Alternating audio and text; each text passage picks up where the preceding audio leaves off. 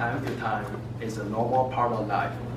We all get through the days when we feel hopeless and weak, finding it hard to enjoy life like we once did. And usually, the only thing in mind was, I can't do this. Now, think of the time when this feeling struck you. What was the first thing you do?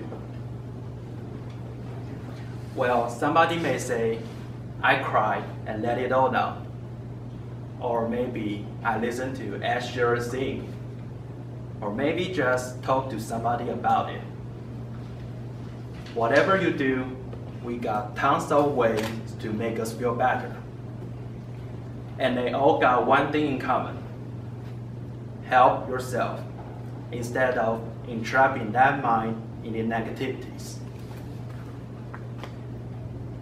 Things sounds pretty intuitive, right? Unfortunately, that wasn't an easy thing for me back in high school. As a teenager, I was clueless. I didn't know the right way to tackle my emotion. And I usually tend to mask the problem rather than taking what we call definitive action. As soon as I feel frustrated, depression will ruin my whole week. And I would make this as an excuse of not doing anything. At this point, I would complain about circumstances wasn't right for me. Like, if they didn't do this or that, I wouldn't have lost the opportunity. I would have made it. Obviously, when things didn't go the way I planned, I looked for something to blame. Well, what would you guys help yourself if you were in my situation? What would you do? Let me answer for myself. This vicious cycle didn't last until I came across some self-improvement books in the library. I didn't even know the very existence of those resources. When I first saw them, I was like, wait a minute, self-improvement? For what?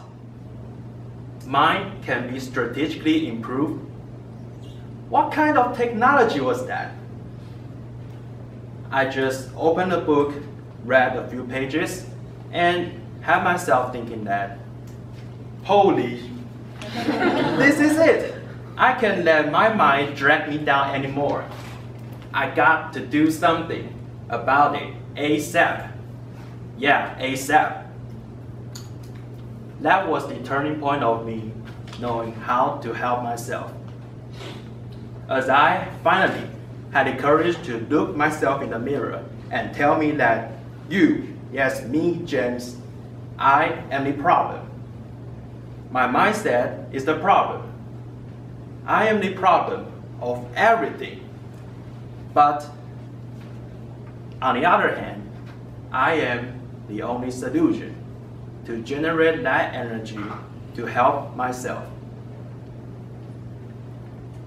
Let me make an example to be more illustrative. Do anyone know who Dwayne "The Rock" Johnson is?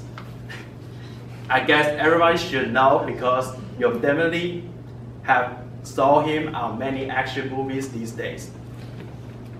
Few of his fans really knew he played college football and was once a young kid dreaming about becoming a professional football player for like the past 10 years of his young days. But his dream shattered after he got caught just playing 2 days playing in his first professional season due to the injury. He was sent back home with just $7 in his pocket.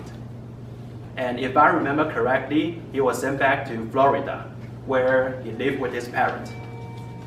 He was so depressed that he did absolutely nothing, just sat on the couch watching TV, and stare at the ceiling. And this wasn't the Rock we knew from what we saw on the screen. He talked about this in an interview, that this was the worst time of his life. And he said, instead of wasting time doing nothing, why not try something new? Why not try something different? His NFL dream might have been shattered, but it's time to replace one dream with another to move on. And once he said, you gotta have faith to have love, to want that one thing to happen, but oftentimes it's the best thing that never happened. You gotta have faith to go on. This story inspires me in a way that sometimes life's going to smash you in the face. But no matter how hard life is, we gotta do something about it. Don't wait for anybody. All you got is that inner strength in yourself. And this is just how life works.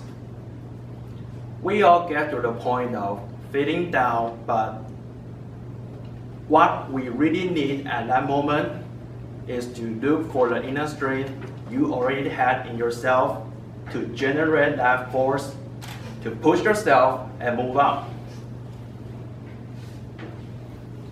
Go and help yourself because you already got everything you need. TME.